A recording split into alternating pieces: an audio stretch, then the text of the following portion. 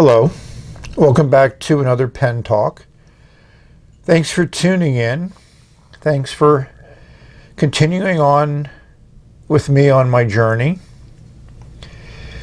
As I've mentioned a few times in the past, one of the extreme pleasures that I get out of doing videos is the relationships and the friendships that I form with so many wonderful people in our pen community. Most of those people happen to live across a very large ocean from me, but that doesn't diminish our relationship at all. So this arrived in a package from Bobby, who is active on both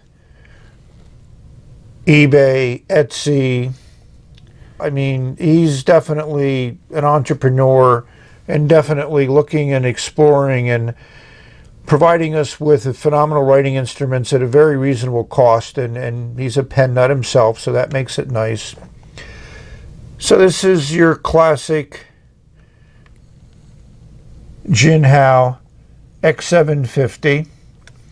The matte black is a really nice finish. I like it. But much to my surprise, when I pulled off the cap, it's not your standard Jinhao nib.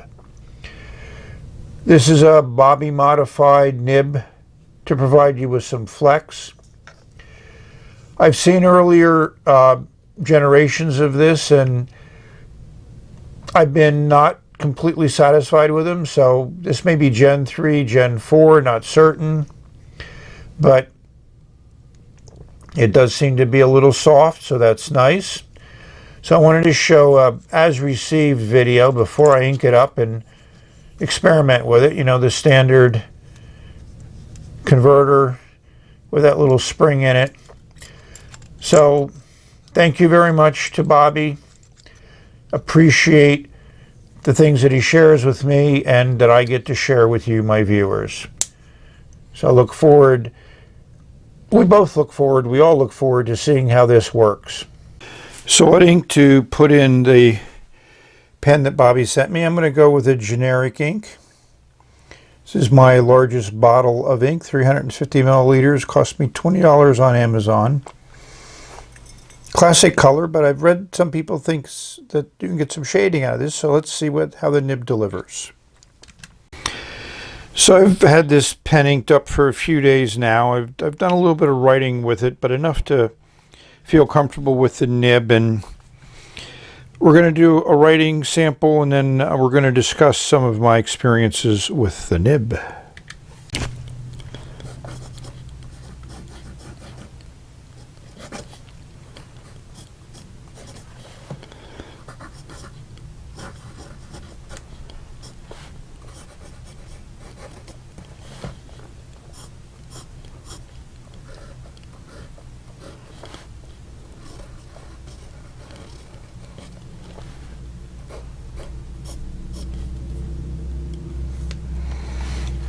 So I think you can hear that this nib is very smooth.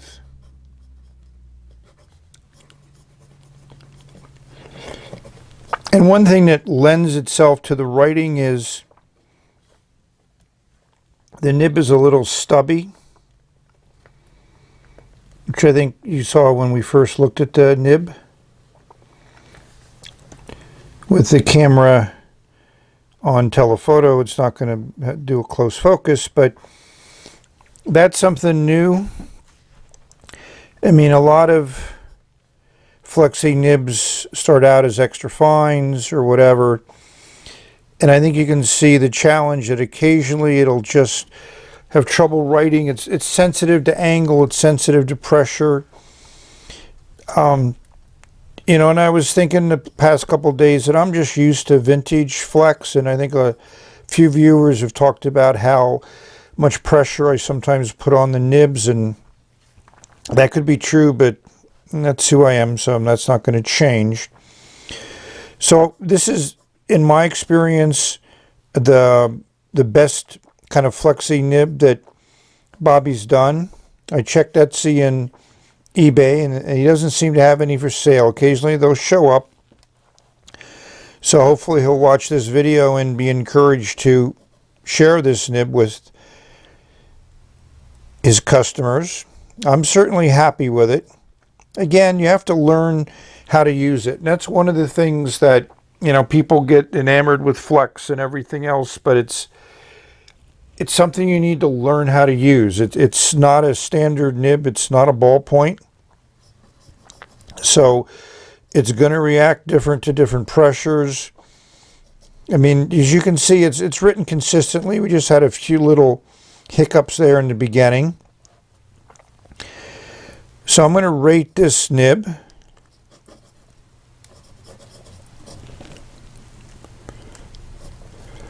I'm going to give the nib an 8.6. You know, again, you can see where it's sensitive, and it could also be sensitive to paper. I haven't done anything.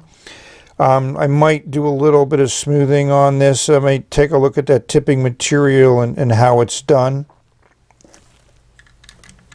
I had changed the battery in the camera. And, you know, the pen has sat in for a couple of minutes. As you saw, it just took a little bit of effort to get it to write. So overall, do I recommend this nib? Yes.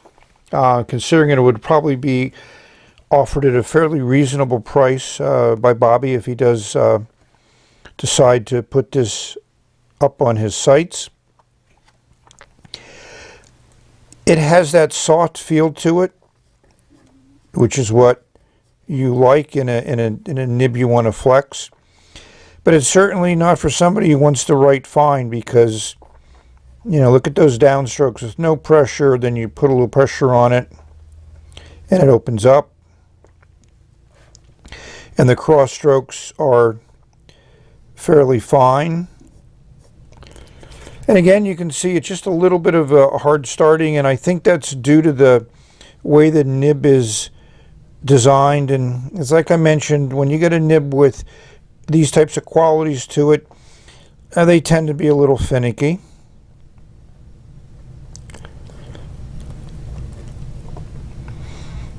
So we talk about reverse, and it does write. Not something I would do, but it is a finer line, that's for certain. So hopefully you've liked this quick view of a nib that hopefully Bobby offers again. So thank you for watching. May have many great pen experiences, putting ink on paper, enjoying this amazing variety that we have an opportunity to experience. So we've reached the end of this video.